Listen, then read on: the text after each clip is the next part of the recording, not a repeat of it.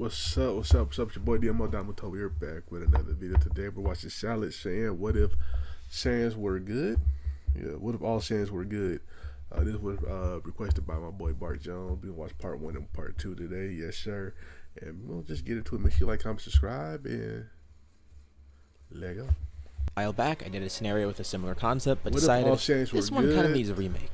Not only did a lot This of would people be a request lot this remake, weird. This gonna be but weird. I also think it had way more potential than I initially gave it. I mean, This what if Planet will be Vegeta still grounded, get but I'm going to destroyed, take right? liberties to make it work and make it interesting. It's more of an alternate universe fanfiction type story. With that explanation out of the way, let's begin covering what if Saiyans were good. This version of the story is essentially going to be an original one. We're changing such a fundamental aspect of the series that it's going to affect everything else. Our story starts pretty far back, and of course we're going to have to change some things here. For this, I took a little bit of inspiration from the story about the Super Saiyan God as well as Dragon Ball Legend, but we're switching things around a bit. So the Saiyans were still a society of warriors, but in this scenario, good Saiyans and evil Saiyans coexisted for far longer. But eventually there's a breaking point. A civil war breaks out between two factions of Saiyans. There's the evil side and the good side. And the good side is led by a guy named Vegeta. King Vegeta the First, to be specific. It's a brutal battle, and a lot of Saiyans end up dying on both sides, but the Vegetan side is victorious. The new generations of Saiyans aren't evil brutes. Vegeta has a son, and then his son has a son. And that leads us to where we are now. King Vegeta III is the current ruler, the one that we actually know. His planet is prosperous now. They live under King Cold's thumb, who tried to take over this planet long ago. King Cold knew how useful the Saiyans would be. They're well known as warriors, and they are apparently pretty strong. Not in comparison to him or some of his troops, but still, generally, Saiyans are stronger than others. But more importantly, he knows their history as brutal warriors, although he comes to learn that these Saiyans are not like the ones that he knows from history. Reluctantly, the Saiyans do work under him because they don't really have a say in it. They don't needlessly kill anymore, so their strength doesn't really have any use to King Cold, at least at first. First, he was content with having another empire under his control because they still generated money in other ways, and he was able to get resources from them too. But he found other uses for them, manipulating them into wars, staging conflicts, things like that. The Saiyans didn't destroy stuff for the sake of it. Sure, they enjoyed the thrill of battle, but not if it was an unnecessary battle. So, King Cold made the battles necessary, but this slowly starts losing use for him, and it doesn't always work. It's weird, the Saiyans have become completely pacifistic in comparison to their old selves, and whenever King Cold tries to stage something, the leadership of King Vegeta is effective enough to de-escalate things. And King Cold realizes that at some point, they're going to catch on to him. They probably already have caught on to him and are just doing everything they can to avoid it. He can manipulate the masses, but not forever. And even with the resources and money the Saiyans are getting him in other ways, it's still not useful, especially with them maybe being a threat in the future, because there's no doubt that the Saiyans eventually do want to rebel. They're just not strong enough at the moment. But what if they did become strong enough? It's not King Cold's problem anymore, though. Frieza ends up taking the throne, and his outlook is pretty simple. He thinks it's best to get rid of the Saiyans. He's heard rumors of the Super Saiyan and the Super Saiyan God, but on top of that, the Saiyans have lost most of their use. Besides manual labor, Frieza really has no reason to work with them anymore, and their planet isn't really valuable either. To make things worse, one of Frieza's soldiers gets word of a strong Saiyan being born. Maybe in some alternate universe this kid would have gotten sent away, being feared by King Vegeta. But here, King Vegeta sees an opportunity. The next generation of Saiyans will be incredibly strong. This one, named Broly, he might be a symbol of hope for them, but they need to make sure Frieza doesn't find out about Broly, or anyone like him. So King Vegeta promises Paragus that they'll shield Broly, keeping him secret. His power definitely could be useful. King Vegeta is well aware. King Cold was never a true ally. He was a ruler, an oppressor of the Saiyans. But Frieza's different. He's not the same as Cold. He's worse. Cold was at least content, but Frieza's probably going to be a lot more overt about his hatred for the Saiyans. He definitely doesn't seem content. One of King Vegeta's top soldiers is suspicious. Bardock, a warrior with pretty surprising strength. Amidst a meeting between King Vegeta and his top men, Bardock interjects. The Saiyans have all been trying to figure out what to do, and as much as they do want to fight against this, they realize that it's probably not going to work out. Bardock doesn't like the outcome either. He doesn't want to abandon the planet he loves, and he would much rather fight Frieza. But it's a losing battle. There's no way they could win. Even if they all became great apes, Frieza seems far too powerful for them to take on, not to mention his entire army. They need to think long term, and a short-term battle would be stupid. King Vegeta is stuck on inaction right now, and Bardock tells King Vegeta to consider another option. The two begin arguing because neither truly has a clue of what to do. Vegeta reminds Bardock that he's the superior, and he does want what's best for his people. Fighting isn't an option, but nor is leaving the planet. Bardock disagrees. They can't be complacent. And sure, leaving would be tough. It's a lot easier said than done, and it might not sound good on paper. Some of the other soldiers there think they should just fight, like Nappa, one of the other higher-ups. Even if it's a losing battle, it's in their blood. They might not be brutish warriors anymore, but they are still strong warriors. Vegeta isn't too sure of what to do. They could declare war, or they could abandon the planet. Those are really their only two options. One of them ends in certain death, And the other, it might seem a bit cowardly, but it's the smarter option, and it might prevent some deaths, and it also might be impossible at the same time. They don't know if they have the infrastructure to evacuate everybody, and besides, Frieza would just hunt them down. Bardock is conflicted too. He isn't really sure of what to do next. Maybe their only way of surviving is retreating, but doing that's a huge issue. Besides getting everyone off the planet, first they need to let everybody know about this. Frieza definitely has some sort of spies here. Even if they try to do this covertly, it wouldn't work. There's no way Frieza wouldn't notice them leaving, and before they leave, he would definitely notice the communications. Vegeta would need to publicly declare Frieza as an enemy, and right when he does that, there's a chance Frieza just destroys them on the spot. They're stuck. It seems like there's not any good option here. There is the slim chance that Frieza doesn't do anything, but with each passing day it seems more and more likely.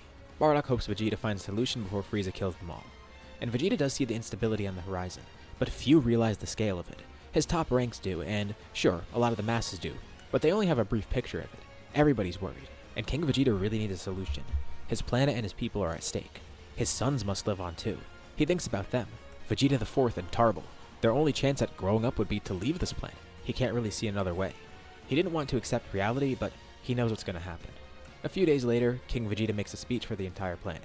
It's off-putting because he starts out by apologizing for not being the best leader. They've never seen this side of him. He tells them he should have stood up to injustice much sooner. As Saiyans, they should be bold. He acknowledges their history as warriors. They stood up against the evil Saiyans before. Even with the implications of the battle and all the losses that would come with it, still, they found a way, and it did end up working. He says that they have an enemy, but one that they can't fight, and he makes the announcement that shocks the entire planet. He tells them that effective immediately, every Saiyan must leave planet Vegeta. Frieza, and anyone affiliated with him, they're direct enemies of the Saiyans. He expects chaos, but there's resounding support. They could fight, but he acknowledges the grim reality. They would all lose if they fought. There's nothing brave about stupidity. And he also tells them the facts. They might not survive if they leave. Survival isn't guaranteed, but this at least gives them the chance. Staying there would make those chances zero. But if they leave this planet, they'll make something anew. They'll live prosperous lives. And even though they're spread out, they'll still grow stronger, and then they'll strike together. The Saiyans together are strong. Rather than all of them dying in ignorance, this way they have a chance to evacuate, as well as maybe catching Frieza off guard in the future. They'll be separated by huge distances. Maybe some will be on the same planet. Maybe some won't even be in the same galaxy. Whatever the case may be, inevitably, the Saiyans will reunite one day. And Vegeta hopes he could see the next step in Saiyan civilization. Okay. He's not sure if he'll live long. He'll definitely be the biggest target. And, if he doesn't make it, he tells them it's been an honor leading them. Far out in space, there's already a Saiyan that's left. About a day ago, Bardock and his family escaped. On his ship, they're listening to the speech. It's him, Guinea, and Raditz. Guinea is currently pregnant. Any day now, this family will get another member. Oh, they left early. And that's part of what motivated Bardock so much, exactly why he wanted to leave right away. But seeing the speech, he can't believe it. He's reinvigorated, and he's happy.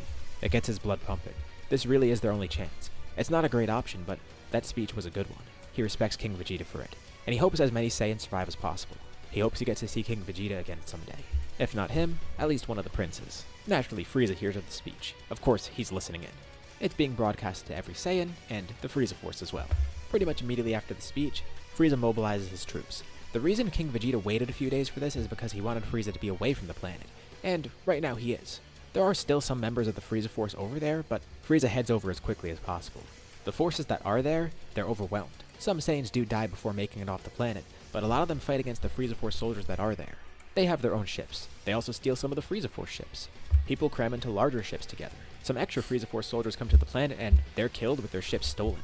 Frieza arrives to the planet a few hours later. He should have seen this coming. He pulls out a scouter and he could detect that there's not many Saiyans left on the planet. And he sees a bunch of them flying throughout space. There's a couple ships still escaping. All of his soldiers fire on the ships, blowing them up, killing Saiyans with their blast or causing them to die in the vacuum of space. And Frieza's infuriated. He starts shooting death beams left and right, sniping as many Saiyan spaceships as possible, racking up hundreds of kills immediately. And as he does that with one finger, in another he charges a ball of energy. He's quaking, that's how angry he is. And without a second thought he flings this ball of energy at the planet. Even some of his own soldiers are caught in the blast because they didn't escape in time. And just like that, planet Vegeta is destroyed. Many of the Saiyans escaping didn't survive. But others did.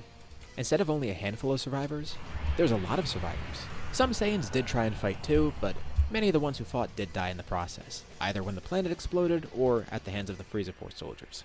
And even with the planet gone, Frieza is still infuriated because first of all, the obvious betrayal, but second of all, he knows he didn't get them all. More of them definitely escaped. And what's worse, he is fearful that the Super Saiyan might rise up one day. Of the Saiyans that survived, King Vegeta is one of them. He wants to regroup with whoever he can as soon as possible, but it'll be tough to do that while being covert. But he still is hopeful. Everything he said in his speech is true, and he thinks the Saiyans will reunite someday. Frieza immediately sends out an order to his entire army. If they find any Saiyan anywhere, kill them immediately. Unfortunately, some of the Saiyans that did escape are caught later on, either because they didn't get far enough from the planet and were caught in space, or because they ended up on planets with other Frieza Force soldiers. King Cold hears of the news too. He's not surprised it turned out this way. He knew the Saiyans would rebel eventually, and he knew Frieza was cruel enough to just take them out as is. King Cold contemplated doing it himself, but again, they did make him some money. Not a lot, but enough to justify keeping them alive. He tells Frieza he might have made his hatred too apparent, and this might be a blemish on his record as an emperor. A rebellion doesn't really look good. First of all, it shows that he can turn against people at any time, but it also shows that other parts of his empire can revolt if they want to. True. It won't be easy, but it's an option. He really needs to step it up, and he promises that he'll hunt down every single Saiyan. Not just that, he'll make an example out of them. He retracts the kill order. Instead of killing Saiyans on sight, they'll be brought directly to Frieza. A few more are captured, and when they are, Frieza broadcasts their execution to every part of his empire, making it brutal as well. This is an example of what happens when you're not loyal. And this is what's going to happen to every single Saiyan out there once he catches them. It's a warning to all the Saiyans and every part of his empire in general.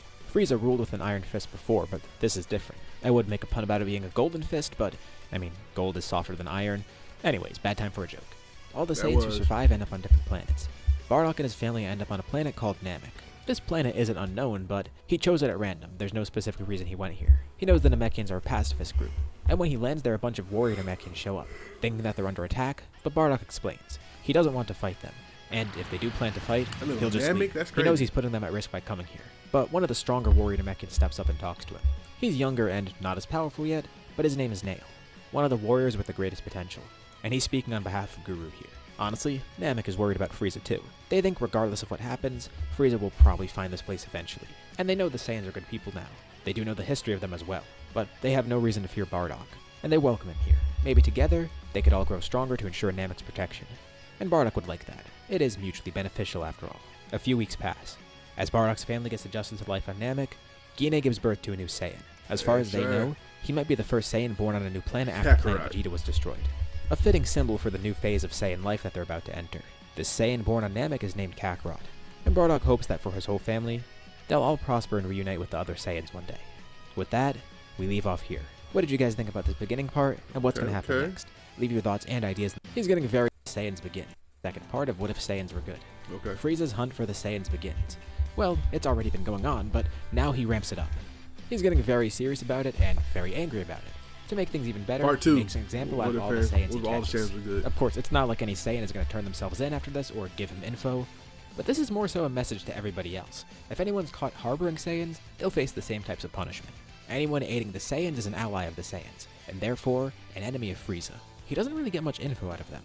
It's not really going his way so far, and it just makes him angrier in the process. Their resilience holds them back from breaking. No matter what Frieza does, he can't get info out of them. And many of the Saiyans who get captured die by fighting and trying to make their own way out. Years go by like this. One day, Frieza gets some pretty big news though. King Vegeta has been found. Of course, finding Saiyans has been tough in general, but finding King Vegeta in particular, that's been a big goal of his. So this is a huge development because he knows King Vegeta probably has a ton of info. He's probably not going to give it up easily, but Frieza has his ways.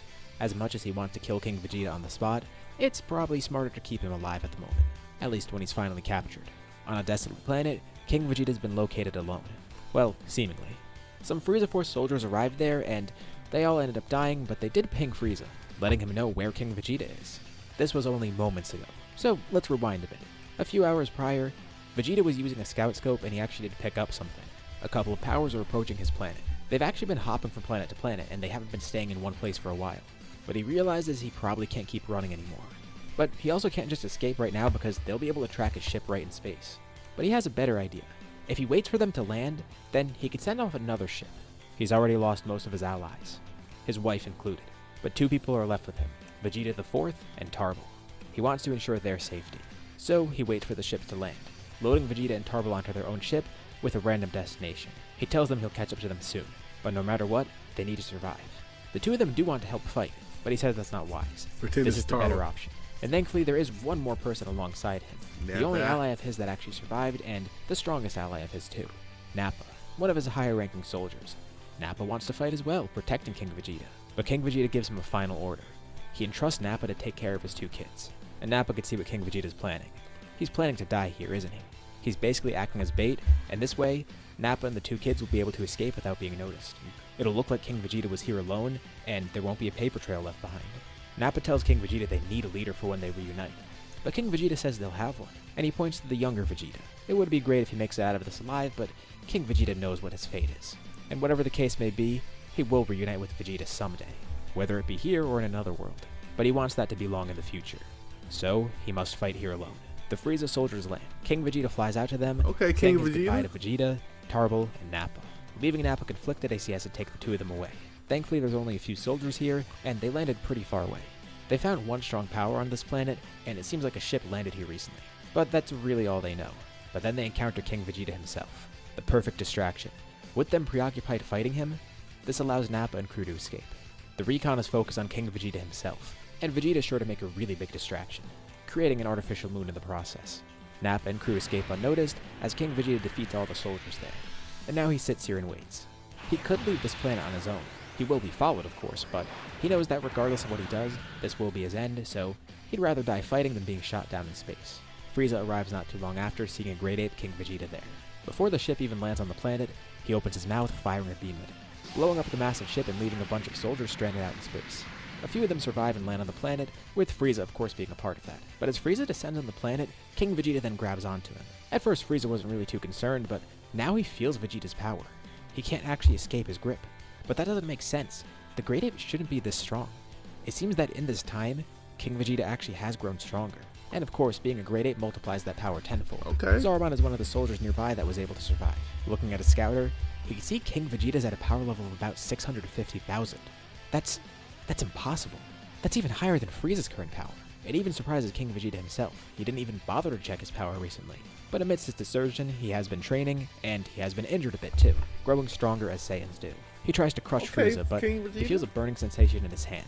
Frieza's ki skyrockets, and he transforms. Breathing heavily and a bit panicked that he even had to do this. He was a bit taken aback seeing King Vegeta's power, but more so he's angered that he has to use this form.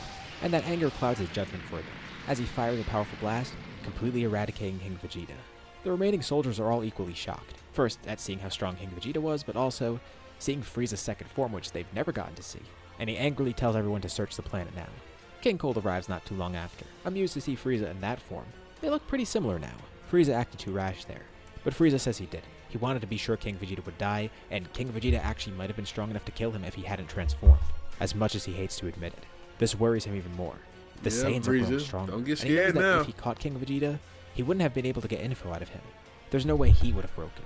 But it seems that he was here alone, and the soldiers confirm no one else is here, and it doesn't seem like anyone else is left here. But Frieza knows that King Vegeta has sons, so what happened to them? That'll have to be his next priority. Nappa, Vegeta, and Tarble travel through space, and knowing that that's probably the last time they'll ever see King Vegeta alive. But they remain stoic. The planet they were sent to is one that's really far away, a planet called Cereal. A long time ago, it was Aw, cleaned out shit. by a group called the Heaters, with a new population living there. This was supposed to be a job for the Saiyans, but of course they're not doing that here. The Heaters alone were enough though. They land in a forested area. And Nappa pulls out a scouter, one of the newer versions of the scout scope. Thankfully he still has one of these, and he can detect a power not too far away, and it's in the triple digits. This does concern him a bit, so he goes to scope it out, telling Vegeta and Tarble to stay here. He's gonna do this covertly just to figure out who's here. He comes pretty close to a small house, and he detects the strong power inside. But his scouter then picks up on another smaller power, and Nappa then hears someone right next to him. It's a kid, pointing his fingers at Nappa like a gun. What's this creep doing here spying on them? A man then walks out of the house, and Nappa can see that he's probably a Namekian, an old one at that too. And then he yells out at the kid to stop. The kid's name is Granola, and he tells the Namekian he found this guy stalking them. And Nappa says it's a misunderstanding. Thankfully he diffuses the situation, and they all learn about each other. This is Granola and Monaido. Granola is the last survivor of the Cerealians, the former species from this planet. Weirdly enough, he and Nappa, as well as Vegeta and Tarble, they share similar backstories. They're the last survivors of a dying species, executed for personal gain. Monaido has heard of the Saiyans, and he didn't realize they were still alive. But the same kinda goes for Granola too. The thing is, the Heaters do know about Granola, and they plan on using him for work. But if they were to find out about the Saiyans, that would be a pretty big issue. Especially because they do work with Frieza occasionally. Monaido says they're welcome to stay here, but they probably will run into trouble. And it would be dangerous because if they're found, the Heaters will kill everybody. And you know, hearing this kinda makes Nappa happy. That's gonna be their only obstacle? Well, he's sure he could figure out a solution. After all, they are warriors. And this would definitely be a worthy cause to fight for. Vegeta and Tarble are then introduced to Monito and Granola. Thus begins their new story. Saiyans are spread around the galaxy, but their numbers dwindle. Paragus and Broly end up on a planet called Yardrad. They're the only Saiyans that ended up there. Luckily, it's pretty peaceful and it seems to be off of Frieza's radar. But Paragus starts to work on training Broly because they could use that power. If Frieza ever does find them, Broly could be the key to victory. Thankfully, the Yardrats are very welcoming, but they also seem to have their own unique skills that they can teach. Vegeta, Tarble, and Granola all grow up together, considering each other brothers, with Nappa raising them. They're able to hide out from the Heaters pretty well. Nappa's trying to keep a low profile because even if they can fight them at the moment, they really shouldn't, because unless they can catch the Heaters by surprise and kill them right away, there's still a huge chance news gets to Frieza, and then that puts this entire planet at risk. Right. Not just them. Thankfully, the Heaters don't come here too often. And with help from Monito, the Saiyans learn to control their ki, making their presences unknown. Granola also does work with the Heaters from time to time, growing stronger that way, but of course he's not loyal to them. This is just an unfortunate reality, and Nappa's going to free him from that eventually. They're all going to grow so strong that the Heaters won't even stand a chance. And more importantly, Frieza won't find out. Vegeta and Tarble are pretty motivated, but more so Vegeta. He wants to grow up to rule the Saiyans again. After witnessing his father's sacrifice, and knowing what Nappa knows, this is his duty. He's the prince, but he will be the next king. He'll bring the Saiyans back to their former glory. They'll be a proper civilization again. We shift over to Namek. Raditz and Kakarot begin training under Bardock, who trains with Nail and Guinea too. Bardock and Guinea need to grow as powerful as they can, so they continuously train. The two former squad mates are still growing stronger together. That's initially how Bardock and Guinea met, and it seems they're back to their old ways. Nail becomes their comrade as well. Thankfully, Namek does remain peaceful. They haven't been found yet, and they all grow stronger together.